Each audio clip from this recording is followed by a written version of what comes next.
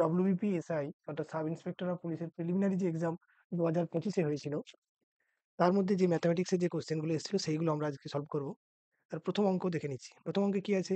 ABC নিজেদের মধ্যে ৯,১১৫ টাকা 3:5:7 এই অনুপাতে ভাগ করে। ওই টাকায় সি এর প্রাপ্ত টাকার পরিমাণ কত? এই যে অঙ্কটা রয়েছে খুব সহজ অঙ্ক, প্রতিটা অঙ্কই খুব সহজ অঙ্ক। এই অঙ্কটাও ২-৩টে নিয়মে আমরা করতে পারি, খুব সহজ অঙ্ক। একদম বেসিক যেটা নিয়ম, কি নিয়ম? যে ৯,৯১৫ টাকা ৩ জনের মধ্যে ভাগ হবে। কত অনুপাত? 3, 5 আর 7। টোটাল অনুপাতটা কত? 15। সি পেয়েছে কত? 7। অর্থাৎ এইটা হবে সি এর ভাগ। এটা দিয়ে যদি আমরা এটাকে কাটি, ৬, ৬, ১ অর্থাৎ 6 × 6 1 × 7। অ্যান্সার হয়ে যাবে 7264, ৪,৬২৭ টাকা। অর্থাৎ অপশন সি যদি আমরা দেখে নিই, এটা হবে সঠিক উত্তর। কিন্তু এটাকে কি করলাম? এটা তো একদম বেসিক মেথড। এটা ছাড়া আর কিভাবে আমরা করতে পারি? যদি আমরা অঙ্কের দিকে তাকাই, সি পাচ্ছে কত? 7। অর্থাৎ এই যে অপশনগুলো রয়েছে এর মধ্যে 7 দিয়ে ডিভিসিবল অর্থাৎ 7 দিয়ে ভাগ করা যায় যেটা, সেটাই হবে এর উত্তর। সেই দিক থেকে যদি আমরা দেখি যে একমাত্র এটাকেই শুধু ৭ দিয়ে ভাগ করা যায়, বাকি এদেরকে ৭ দিয়ে ভাগ করা যায় না। তাই এক্ষেত্রেও সি হয়ে যাবে অ্যান্সার, এই শর্তে। কি শর্তে? না, একমাত্র ৪ টে অপশনের মধ্যে সি এর অপশনটাকে ৭ দিয়ে ভাগ করা যায়। তাহলে ওটা হয়ে গেল দুটো পদ্ধতি। সেকেন্ড পদ্ধতি কি? না, ৭ দিয়ে ভাগ। এইভাবে এটাকে আমরা করে দিতে পারি। অথবা ৩ নম্বর পদ্ধতি আর কি আমরা করতে পারি এটাকে? দেখো, টোটাল ১৫ ভাগ। তার মধ্যে সি পাচ্ছে কত? ৭ ভাগ। এই যে ১৫-র ৭, এটা কত? না ১৫-র অর্ধেক হয়। ১৫কে যদি আমরা ২ দিয়ে ভাগ করি, এর অর্ধেক হয় 7.5 অর্থাৎ ৭.৫। ১৫-র ৭ এর অর্থ যে ১৫-র অর্ধেকের কিছু কম। কি? না, অর্ধেকের কিছু কম। এবার টোটাল টাকাটার দিকে যদি আমি তাকাই, ৯,৯১৫, তাহলে সি কত পাবে? এর অর্ধেকের কিছু কম। এই টাকাটা কার কাছাকাছি? ১০,০০০। এর অর্ধেক কত? ৫,০০০। তার কিছু কম। যদি দেখি আমরা, একটাই উত্তর পাওয়া যাচ্ছে, ৪,৬২৭। ১০,০০০ পুরোপুরি আমরা একটু বাড়িয়ে ধরেছি, সেটা একটু কম হবে। তাহলে এর অর্ধেকটাও ৫,০০০, সেটার থেকেও একটু কম হবে। যদি আমরা অপশনের দিকে তাকাই, একমাত্র ৪,৬২৭ টাই এই কন্ডিশনটাকে সাপোর্ট করছে। এইভাবেও আমরা করতে পারি যে এই কোশ্চেনের উত্তর ৪,৬২৭ টাকা। এই ৩ রকমভাবে আমি বলে দিলাম এই অঙ্কটা। যে কোনো পদ্ধতিতে যার যেরকম পছন্দ এটাকে করতে পারে। কোনো সমস্যা নেই। অঙ্কটা খুব সোজা। পরীক্ষার খাতায় যার যেরকম পদ্ধতি মাথায় আসবে সে সেরকম পদ্ধতিতে করবে। চলে যাচ্ছি পরের অঙ্ক। কোনো সংখ্যার 48% 48% হলো ১২৪৮, তাহলে মূল সংখ্যাটি কত? এটাকেও আমরা অ্যাপ্রক্সিমেশনের কনসেপ্ট প্রয়োগ করে করতে পারি। কিভাবে? 48% যা টোটাল সংখ্যাটা কি হবে? 100%। এর যদি আমরা হাফ করি, হাফ করলে কি হবে? সেটা হবে 50%। তাহলে 48% হচ্ছে 50% এর কাছাকাছি, কিন্তু তার থেকে একটু কম। এইটা সমান বলা আছে ১২৪৮। তাহলে এর 50% টা কি হবে? একটু বেশি। 100% টা তার ডবল। অর্থাৎ এই ১২৪৮ কে যদি আমরা ডবল করে দিই হয় ২৪৯৬। এর থেকে একটু বেশি হবে। এর থেকে একটু বেশি। তাহলে এটা তো ১ম এই হবে না। এই অপশনটা হওয়ার সম্ভাবনা সবথেকে বেশি। কারণ এর থেকে একটু বেশি বলা আছে। এটা অ্যাপ্রক্সিমেশন এর সাহায্যে এইভাবে করা যেতে পারে। কিন্তু যদি আমরা অ্যাকিউরেট করতে চাই, কি হবে? 48% ইকুয়ালস টু 1% বাই 48, 100%। ১২৪৮/৪৮ ইন্টু 100, ২৬, তাহলে আসবে 2600। এইটা হচ্ছে অরিজিনাল পদ্ধতি। খুব সহজ অঙ্ক, খুব সহজ পদ্ধতিতে এটা করা যাচ্ছে। নতুন কোনো কিছু এপ্লাই করার প্রয়োজন নেই। তবুও যদি কারোর মনে হয় সে ১ম পদ্ধতিতে অ্যাপ্রক্সিমেশন এর সাহায্যে করতেই পারে। কোনো সমস্যা নেই। চলে যাচ্ছি পরের অঙ্ক। এটা কি বলা আছে? 3/5 of 8/9 of 6/7 of 665, অর্থাৎ বাংলায় যেটাকে আমরা এর বলে থাকি, তার সবগুলোই সেই ফাংশনে দেওয়া রয়েছে, অর্থাৎ গুণ। অঙ্কটা সিম্পলি একটা গুণ। 665 ইন্টু 6/7, 8/9, 3/5। এখন এটাকে যদি কেটে দিই, এটা হয়ে যাবে 3। এটা যদি কেটে দিই, এটা হয়ে যাবে 2। 7 দিয়ে যদি এটাকে কাটি, 7 9 63, 3 5, 7 5 35, এবং 5 দিয়ে যদি এটাকে কাটি, 5 19 95। জিনিসটা কি দাঁড়ালো? 19 ইন্টু 2 ইন্টু 8, অর্থাৎ 38 ইন্টু 8। এরপরে আমরা ক্যালকুলেশন না করলেও বলতে পারি 304ই হবে অ্যান্সার, কারণ 8 8 64। যে অপশনগুলো দেওয়া রয়েছে তার মধ্যে একটাতেই এর ইউনিট ডিজিটটা 4 আছে, বাকিগুলো আর চেক করার দরকার নেই, আমরা এখান থেকেই বলে দিতে পারি এই কোশ্চেনের অ্যান্সার হবে অপশন ডি। নেক্সট, 863 টাকায় এক জোড়া প্যান্টকে বিক্রি করায় যে লাভ হয়, 631 টাকায় বিক্রি করলে সেই ক্ষতি হয়। অর্থাৎ এটা যদি প্যান্টের দাম হয় 863 বিক্রি হচ্ছে, এখানে 631 টাকায় বিক্রি হচ্ছে, এটাতে যে পরিমাণ লস, এটাতে সে একই প্রফিট। তাহলে এই জিনিসটা কি হবে না, এইটা এবং এইটার মাঝে আছে এই দামটা, অর্থাৎ 863 প্লাস 631 বাই 2, এদের যেটা এভারেজ, সেটা হয়ে যাবে এই কোশ্চেনের উত্তর, অর্থাৎ ক্রয় মূল্য। 4 বাই 2 অর্থাৎ 747, 747 হয়ে যাবে এদের অঙ্ক, এদের এই প্যান্টের ক্রয় মূল্য, অর্থাৎ অপশন ডি। অপশন ডি হবে সঠিক উত্তর। নেক্সট, রমেন তার বাড়ি থেকে একটি পাশের শহরে 50 কিলোমিটার বেগে যায় এবং ফেরার সময় 45 কিলোমিটার বেগে ফিরে আসে, ফেরে এবং ফেরার সময় তার 1 ঘন্টা বেশি সময় লাগে। কতক্ষণ? 1 ঘন্টা। প্রতি ক্ষেত্রে কত কিমি দূরত্ব অতিক্রম করেছিল, অর্থাৎ এটা আমাকে ডিস্টেন্সটা বের করতে দিয়েছে। এই অঙ্কটা করার জন্য 4টে নিয়ম তো আছেই, আমরা খুব বেশি নিয়মে যাব না। আমি 1 নম্বর নিয়ম দেখাচ্ছি। কি 1 নম্বর নিয়ম? আমি ডিস্টেন্স ধরে নিলাম ডি, তাহলে যাওয়ার সময় সময় কত লেগেছে? Distance by speed. ফেরার সময় সময় কত লেগেছে? Distance by speed. এই ক্ষেত্রে সময় বেশি লেগেছে, এই ক্ষেত্রে সময় কম লেগেছে। আমাকে বলছে এটাও ঘন্টাতে, এটাও ঘন্টাতে। কারণ প্রথম ক্ষেত্রে স্পিড বলা আছে 50 কিলোমিটার পার আওয়ার, দ্বিতীয় ক্ষেত্রে 45 কিলোমিটার পার আওয়ার। এত ঘন্টা এত ঘন্টা, এই দুটো ডিফারেন্স বা পার্থক্যই 1 ঘন্টা, কিন্তু এইটা বলা আছে বড়, অর্থাৎ d/45 minus d/50 equals to 1। লসাগু করলে এদের লসাগু হবে 450, তাহলে 45 দিন হলে 10, 10d minus 9d equals to 1, বিয়োগ করলে আসে d, আর এই 450টাকে যদি ডান দিকে গুণ করে দিই একের সাথে, হয়ে যাবে 450। আমি ডিস্টেন্সটাকে d ধরে নিয়েছিলাম, অর্থাৎ এই কোশ্চেনের উত্তর হয়ে গেল অপশন সি। এটা হলো প্রথম পদ্ধতি। দ্বিতীয় পদ্ধতিতে আমরা কি করতে পারি? 50 কিলোমিটার বেগে গেছে, 45 কিলোমিটার বেগে ফিরে এসেছে, এবং এদের যে যাতায়াতের সময়ের পার্থক্য সেটা হচ্ছে 1 ঘন্টা, যেটা কিনা একটা পূর্ণ সংখ্যা। অর্থাৎ এই পূর্ণ সংখ্যা বলার কারণ, অর্থাৎ এই যে দূরত্বটা, যে সময় লেগেছে, সেইগুলো পূর্ণ সংখ্যা হবে। অর্থাৎ যে দূরত্বটা অতিক্রম করেছে সেটা 50 এবং 45, দুটো দিয়ে সমানভাবে ভাগ করা যাবে, যাতে করে একটা করে ভাগফলটা পূর্ণ সংখ্যা হয়। কারণ পূর্ণ সংখ্যা থেকে আরেকটা পূর্ণ সংখ্যা বিয়োগ করলে তবেই সেটাতে আমি 1 ঘন্টা বা আরেকটা পূর্ণ সংখ্যা পাবো। এটাকে অপশন টেস্ট করা বলে, যে একমাত্র যদি আমি 450টা দেখি, সেটা হচ্ছে 50 এবং 45 দিয়ে ভাগ করা যাবে। কিন্তু এখানে একটা সমস্যা আছে, অনির্ণেয় দেওয়া রয়েছে। এর 450টাকে যদি আমরা চেক করি, 50 দিয়ে চেক করলে আসে 9, 10, 45 দিয়ে চেক করলে আসে 10, এবং 9 ঘন্টা 10 ঘন্টা তফাৎ হলো 1 ঘন্টা। এইভাবেও আমরা ধরে নিতে পারি এর উত্তরটা 450। কিভাবে না, অপশন টেস্ট করে। অন্য কিভাবে করা যেতে পারে, এই 3 নম্বর পদ্ধতিতে দেখাচ্ছি। কিরকম? স্পিড রেশিও কত ছিল? 50:45। তাহলে টাইম রেশিও কি হবে? ঠিক উল্টো হবে। কখন? যেহেতু ডিস্টেন্সটা ফিক্সড, অর্থাৎ স্পিড রেশিও টাইম রেশিও উল্টে যাবে। এই এই ডিফারেন্সটা কত? 5। এই 5 রেশিও অঙ্কে বলা আছে ডিফারেন্সটা হচ্ছে 1 আওয়ার। তাহলে 45 রেশিও কি হবে? 9 আওয়ার, দিস ইজ 10 আওয়ার। তার মানে 50 কিলোমিটার পার আওয়ার বেগে গেলে 9 ঘন্টা সময় লাগে, এবং 45 কিলোমিটার বেগে গেলে 10 ঘন্টা সময় লাগে। এই 50 কিলোমিটার বেগে গিয়ে 9 ঘন্টা সময় লাগলে ডিস্টেন্স কি হবে?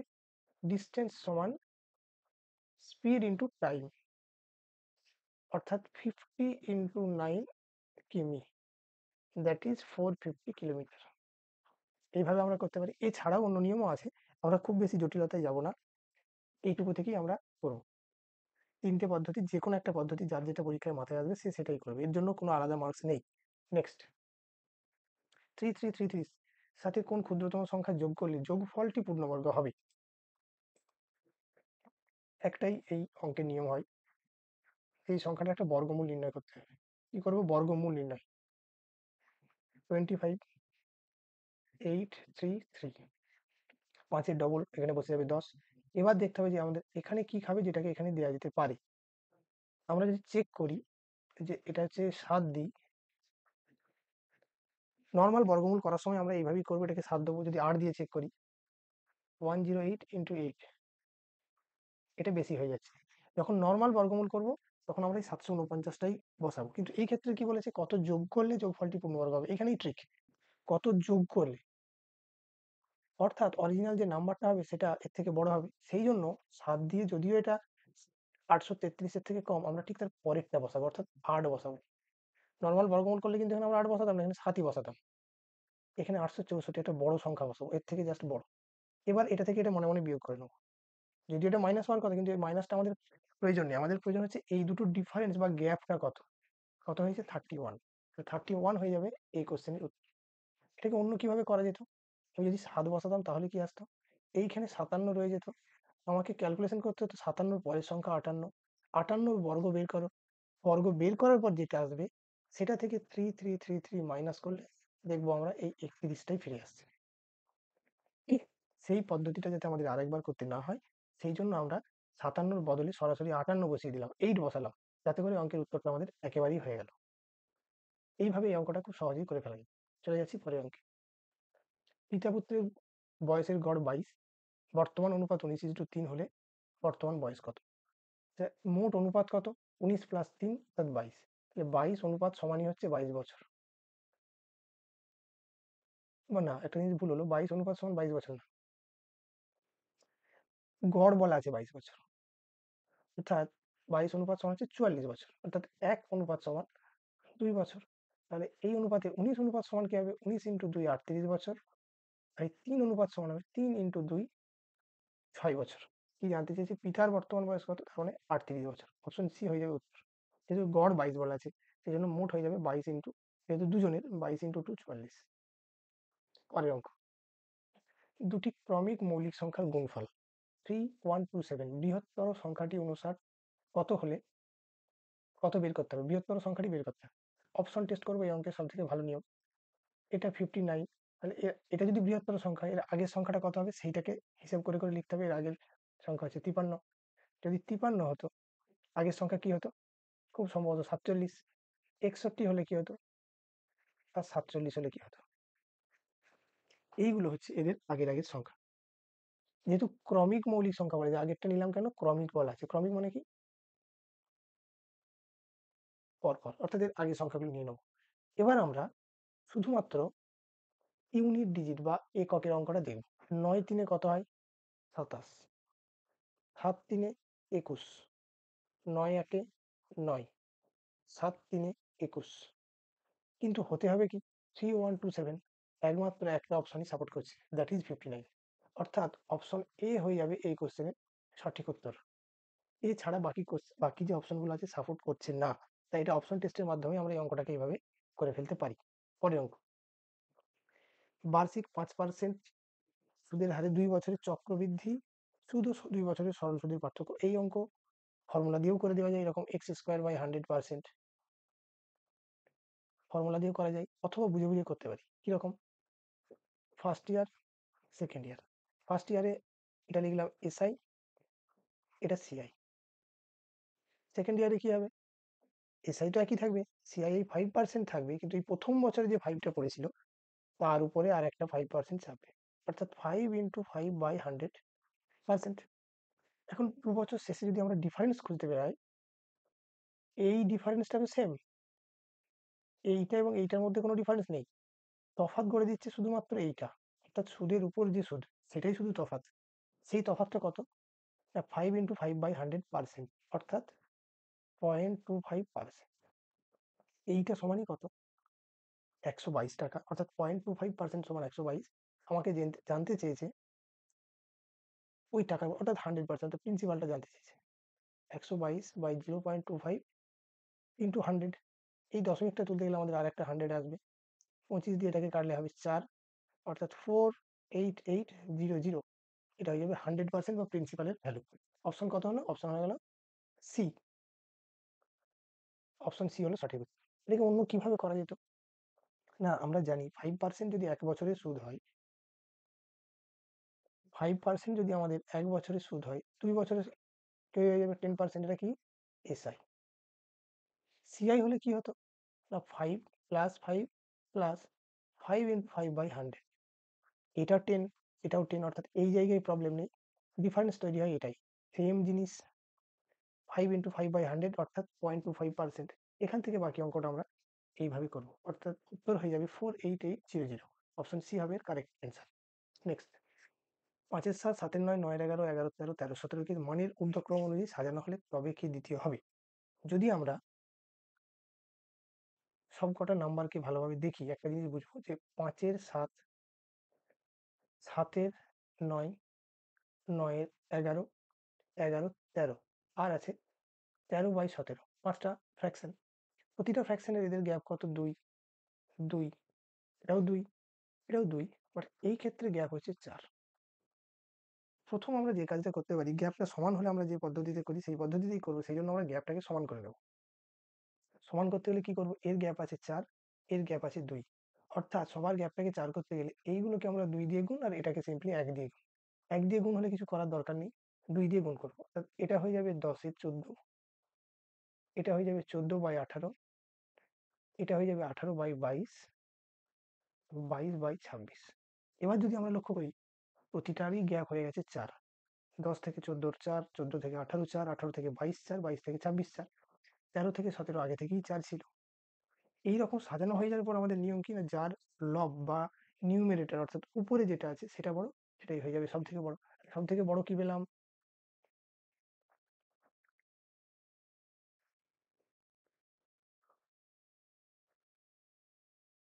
এইটা হয়ে গেল সব থেকে বড়। আমাদের জানতে চেয়েছে যে মানের ঊর্ধ্বক্রম অনুযায়ী সাজানো হয় তাহলে দ্বিতীয় কে হবে? মানের ঊর্ধ্বক্রম অর্থাৎ ক্রমে ঊর্ধ্ব। প্রথম আমি লিখতে পারি 10-এর 14, তারপরে 13-র 17, তারপর 14/18, 18/22, 22/26। এটা হলো মানের ঊর্ধ্বক্রম। দ্বিতীয় কি হবে? দ্বিতীয় হয়ে গেল 13-17। অপশন সি, এটা হবে কারেক্ট অ্যান্সার। Option C. কি করলাম? না সবার গ্যাপ গুলো বা ডিনোমিনেটর এবং নিউমিনেটর অর্থাৎ লব আর হরের গ্যাপ সমান করে নিয়ে যেটার লব বড় সেটা হয়ে যাবে বড়। এটাকে আমরা সবার হর সমান করে নিয়েও করতে পারতাম, তাতেও কোনো সমস্যা হতো না। একই পদ্ধতিতে করা যেত, কিন্তু তার ক্যালকুলেশনটা কঠিন। তাই আমরা এক্ষেত্রে যখন গ্যাপটা ইকুয়াল দেখতে পাবো এই পদ্ধতিতেই করব। নেক্সট, বার্ষিক 15% সরল সুদের হারে 6 বছরে 7,055 টাকার সরল সুদ কত? সরল সুদে 15% হারে 6 বছরে মোট সুদ কত হবে? 15 ইন্টু 6, 90%, অর্থাৎ 7,055 টাকার 90% হবে সুদ।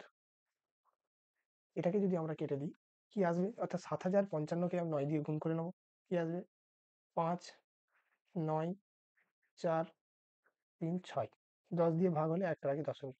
তাহলে এইটা হয়ে যাবে আমার টোটাল সুদ। এটা কোন অপশনে আছে? Option A. এইটা হয়ে যাবে এই অঙ্কের সঠিক উত্তর, অর্থাৎ এর টোটাল 90% হয়ে যাবে সুদ, যেহেতু 15% করে 6 বছর, 6 ইন্টু 15, 90%। নেক্সট, এ সি এর থেকে 50% বেশি, বি এর থেকে, বি সি এর থেকে 25% বেশি হয়, তবে এ বি এর থেকে, আচ্ছা তাহলে এ বি সি, প্রথম বলা আছে এ সি এর থেকে 50%, বি সি এর থেকে 25%, তাহলে সি কে ধরে নিলাম বেস 100, বি সি এর থেকে 25% বেশি, দ্যাট ইজ 125, আবার এ সি এর থেকে 50% বেশি, দ্যাট ইজ 150। কোশ্চেন হলো যে বি এর থেকে এ কতটা বড়? কত পেলাম? 25। বি এর থেকে এ কতটা বড়? এই গ্যাপটা হচ্ছে 25। 25 বড় কার উপর? এ এখানে বেস না, বি এর থেকে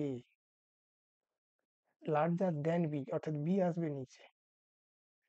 কাটলে কত হয়? 1/5 অংশ। যারা একটু কোশ্চেন করে তারা জানে 1/5 অংশ সমান 20% হয়। যদি না জানা থাকে তাহলে 1/5 ইন্টু 100%, এটা দিলে আসে 20%, অর্থাৎ 20% হয়ে যাবে এই কোশ্চেনের সঠিক উত্তর। এ বি এর থেকে শতকরা 20% বেশি। নেক্সট, পরপর 10%, পরপর 10%, 20% ছাড়ের মোট ছাড়, এটা সাকসেসিভের একটু আলাদা হয়। কিরকম আলাদা? এক্ষেত্রে ক্যালকুলেশনটা হবে 10 প্লাস 20, বাট এই জায়গায় চলে আসবে মাইনাস 10 ইন্টু 20/100। এটা ছাড়ের ক্ষেত্রে এই জায়গাটা মাইনাস হয়ে যায়। কেন মাইনাস হয়? অর্থাৎ 20, এটাকে পুরোটাকে আমাদের বাইরে একটা পার্সেন্টেজ দিয়ে লেখা উচিত। অর্থাৎ 20% হয়ে যাবে ইকুইভ্যালেন্ট ডিসকাউন্ট, মোট যেটা সমতুল ছাড়। তো 20%, 10% প্রথমে অরিজিনালের উপর দেওয়া হয়, 20% ডিসকাউন্ট হয়ে যাওয়ার পর দেওয়া হয়, সেই জন্য ডিসকাউন্টের পরিমাণটা কম হয়। সেই জন্য এটা ভাগ ভাগ করে 30% দেখে মনে হলো, অ্যাকচুয়ালি এর ছাড়টা হয় 28%। অর্থাৎ অ্যাকচুয়াল ছাড়ের থেকে কম ছাড় পাওয়া যায়। নেক্সট, একটা যৌথ ব্যবসা কে কে করছে? ABC। ব্যবসার শুরুতে এ কিছু টাকা নিয়ে শুরু করছে, ধরে নিলাম এ 100 টাকা নিয়েছে। এ বি এর দ্বিগুণ টাকা, 100 ডবল 200, 6 মাস বাদে আসছে। সি এ 3 গুণ টাকা, অর্থাৎ 300 টাকা ধরে নিচ্ছি, 8 মাস বাদে আসছে। বছর শেষে তারা 45,000 টাকা লাভ করে। বছর শেষে মানে 12 মাস। এবার এর টাকাটা 12 মাস খাটছে। বি 6 মাস পর এসছে, অর্থাৎ বাকি 6 মাস কেটেছে। সি 8 মাস পর এসছে, অর্থাৎ সি এর টাকাটা 4 মাস কেটেছে। তাহলে 1 বছরের রেসপেক্টে এই টাকাটা হলো 1200, এটাও হলো 1200, এটাও 1200। অর্থাৎ 1 বছরের রেসপেক্টে বছরের শেষে দেখা যাচ্ছে তিনজনই সমান অনুপাতে টাকা দিয়েছে, অর্থাৎ 1:1:1। তাহলে তিনজনের টাকাটা সমানভাবে ভাগ হবে। তাহলে 45,000 টাকা সমানভাবে তিনজনের মধ্যে ভাগ হলে এক একজন 15,000 টাকা করে পাবে। অর্থাৎ অপশন সি হয়ে যাবে এই কোশ্চেনের উত্তর। প্রতিটা অঙ্কই খুবই সোজা সোজা দিয়েছিল, যে কারণে কাট অফ অনেক হাই। প্রতিটা অঙ্কই খুব সোজা দিয়েছিল, সাধারণত কোনো পরীক্ষায় এতটা সোজা সোজা অঙ্ক আসে না। নেক্সট, এটা একটা সিম্পল ক্যালকুলেশন, বিশেষ কিছু নেই। এর ভ্যালু 324-এর বর্গমূল 18 মাইনাস এটা হচ্ছে 16, অর্থাৎ এর ভ্যালু 2 হয়ে গেল। এর সাথে ইন্টু দিয়ে কি আছে? -0.45, অর্থাৎ এটা যদি করি এটা হয়ে যাবে -9। আবার থার্ড ব্র্যাকেটের বাইরে আছে আর একটা মাইনাস, তাহলে ওই মাইনাস আর এই মাইনাস হয়ে যাবে প্লাস। অপশন বি হয়ে যাবে সঠিক উত্তর। এটা একেবারেই সিম্পল যোগ বিয়োগের অঙ্ক, বিশেষ কিছুর মধ্যে বোঝার নেই। নেক্সট, 30 মিনিটে খালি করে, দ্বিতীয় কলটা 45 মিনিটে খালি করে। একটা জলাধারে দুটো ট্যাব লাগানো আছে, এ 30 মিনিটে খালি করতে পারে, এ 45 মিনিটে খালি করতে পারে। দুজনকে একসঙ্গে কাজে লাগালে কতক্ষণে হবে? আমরা জানি একসাথে কাজ করার ফর্মুলা, এত মিনিট, মানে AB by A plus B, 30 into 45 by আমি করে দিলাম 75, 15 দিয়ে কাটলে 5, 3, 6, তো 6 ইন্টু 3 সমান হচ্ছে 18। অপশন বি হবে এই কোশ্চেনের সঠিক উত্তর। পরের অঙ্ক কি বলছে? যদি কোনো ভগ্নাংশের লবকে 200% বৃদ্ধি করানো হয় এবং হরকে 120% বৃদ্ধি করানো হয়, নতুন ভগ্নাংশটি হয় 4/11। নতুন ভগ্নাংশ, আমি ধরে নিচ্ছি অরিজিনাল ভগ্নাংশটা ছিল এক্স বাই ওয়াই, চেঞ্জ করে কি করছি? 200% বাড়াচ্ছি। অর্থাৎ এক্স ছিল, আরো 200% বাড়ালে 2x বাড়বে, ডবল বেড়ে যাবে। এটা ছিল ওয়াই, এটা 120% বাড়ালে এটা হয়ে যাবে 1.2 ওয়াই, সেটা হয়ে যাচ্ছে কত? 4/11। এটা 200% বাড়ানো মানে ডবল বাড়ানো, 120% বাড়ানো মানে 1.2 বাড়ানো। এটা কি ইমপ্লাই করছে? 3x by 2.2y is equals to 4/11, that is equals to x by y সমান 4/11 উল্টে যাবে, এটা উঠে গেল 10, 2, এটা কাটলে আসে 5, 4 উপরে ছিল, নিচে 3 5-এ 15। যে অরিজিনাল ভগ্নাংশটা আমরা এক্স বাই ওয়াই আকারে ধরে নিয়েছিলাম, তার অ্যাকচুয়াল ভ্যালু হলো 4/15। এটাকে অনেক সময় অনেক শর্টকাটে করা যায়, কিন্তু এটা একদম বেসিক পদ্ধতি। এই পদ্ধতিটা দিয়ে সব অঙ্কই করা যাবে, যা যা এরকম অঙ্ক থাকে। নেক্সট, এ একটি কাজ 12 দিনে, এ আর বি 8 দিনে, বি একা কদিনে করবে? জানি আমরা একেবারেই টাইম অ্যান্ড ওয়ার্কের শুরুর দিকের কনসেপ্ট। এটা হয়ে গেল 4, 4 দিয়ে এটা কাটলে 6, 4 দিয়ে কাটলে 3, 8 3-এ 24।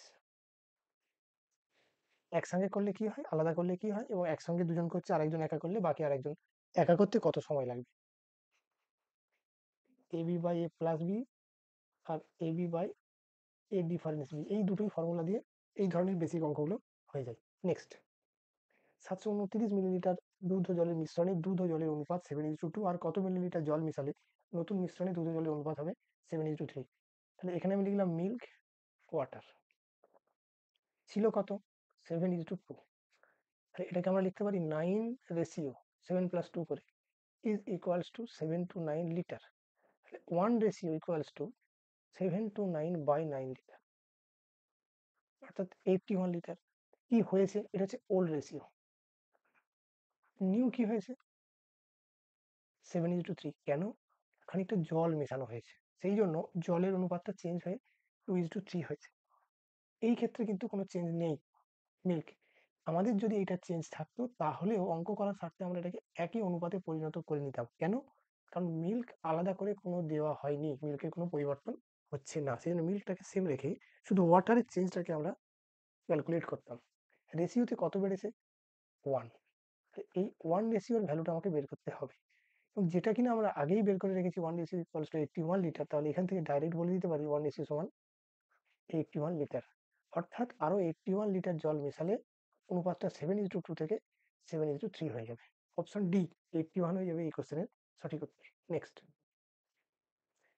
4টি ক্রমিক যুগ্ম সংখ্যা এবিসিডির গড় 99, বি ও ডি এর গুণফল কত? প্রথমটা এক্স হলে দ্বিতীয়টা হবে x+2, x+4, x+6।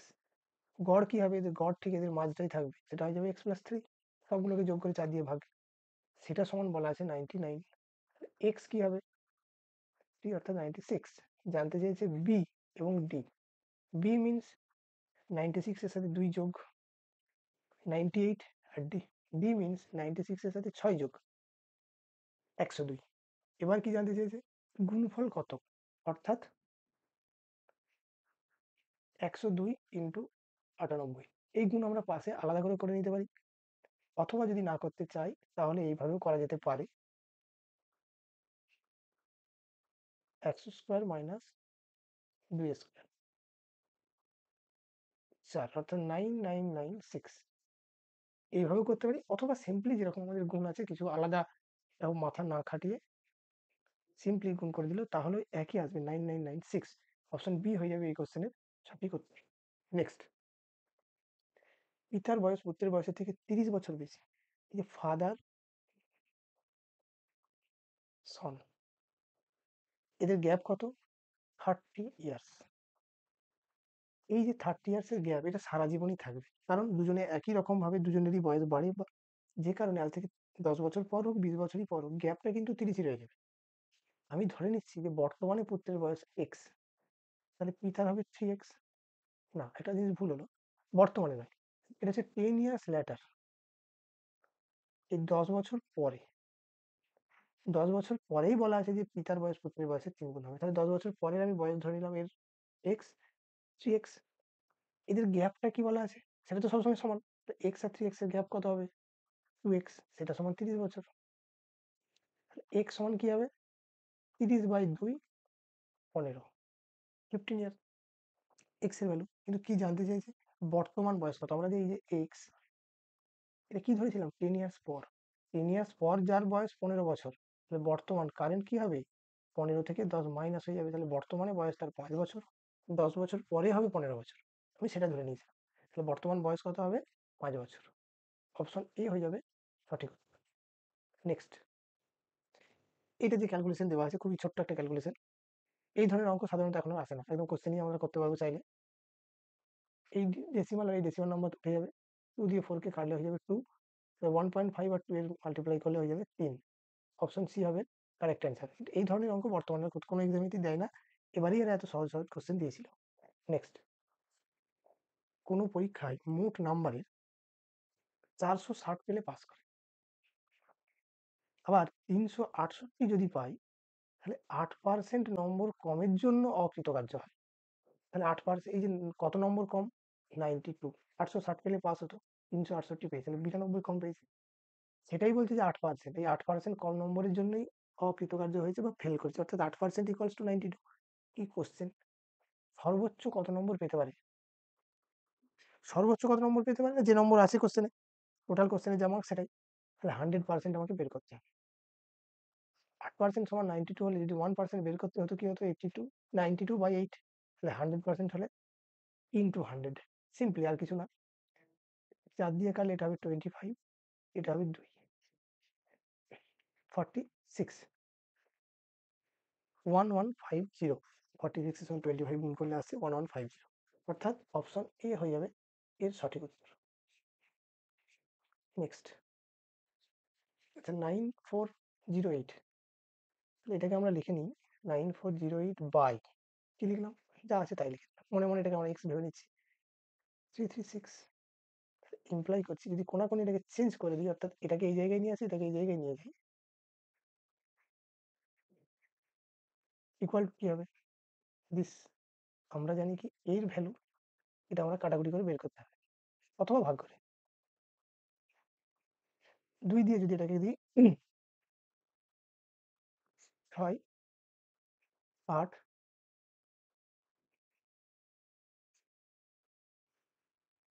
8,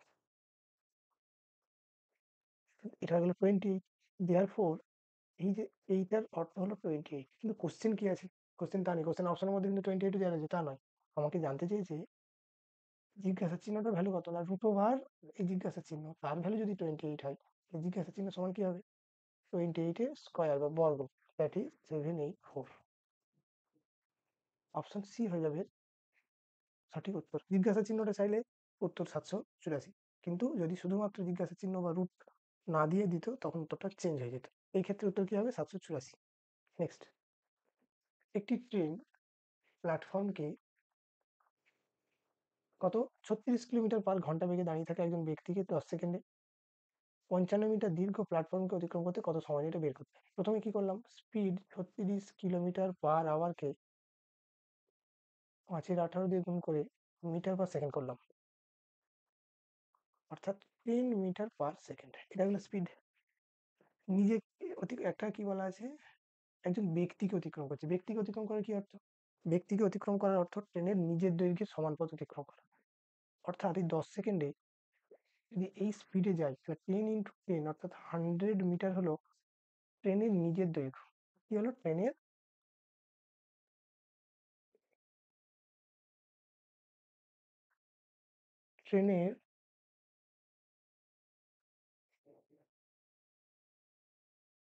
দৈর্ঘ্য, জানতে চেয়েছি কি ট্রেনটি 55 মিটার দীর্ঘ প্ল্যাটফর্মকে অতিক্রম করবে, প্ল্যাটফর্মকে অতিক্রম করার অর্থ ট্রেনের নিজের দৈর্ঘ্য প্লাস প্ল্যাটফর্মের দৈর্ঘ্যের মোট পথ অতিক্রম করা, অর্থাৎ 100 + 55,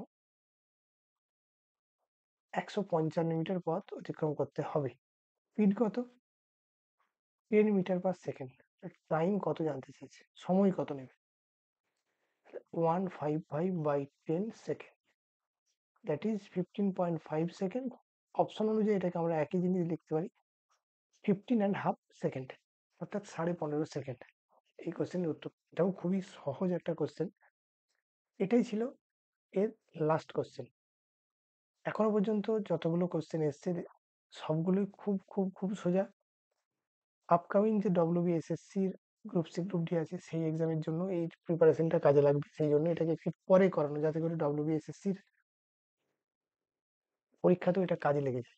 যদিও অঙ্কগুলো খুব ইজি, এই ধরনের অঙ্ক এখন কমই আসে, কিন্তু একটা জিনিস তো সবাই দেখতে পাচ্ছে যে এখন WB PRB, West Bengal PRB police recruitment board, এটার এসআই এর মতন এক্সাম এতে দিয়েছে, তাহলে যে কোনো এক্সামে সহজে হলেও আসতে পারি। আর সবসময় একটা জিনিস আমি বারবার বলি, সহজ কোশ্চেন সবসময়ই কঠিন ভালো পরীক্ষার্থীদের জন্য। কেন না, সহজ কোশ্চেনে মানুষকে আলাদা করা খুব কঠিন, ক্যান্ডিডেটদের আলাদা করা খুব কঠিন। সহজ কোশ্চেনে সবাই ভালো মার্কস পায়, ভালো ক্যান্ডিডেট খারাপ ক্যান্ডিডেট আলাদা করা সম্ভব হয় না। কোশ্চেন কঠিন হলে যেটা একটুখানি বা স্ট্যান্ডার্ড কোশ্চেন হলে যেটা সম্ভব হয়। আজকের ক্লাস এই পর্যন্তই। যাদের যাদের প্রয়োজন হবে, যাদের যাদের কাজে লাগবে, তারা ভিডিওটাকে স্লো করে বা স্পিড করে স্ক্রিনশট নিয়ে এটাকে বারবার দেখতে থাকবে কি পদ্ধতিতে অঙ্কগুলোকে সলিউশন করা হচ্ছে, যাতে করে পরীক্ষার খাতায় খুব কম সময়ে আমরা এটাকে করতে পারি। Thank you.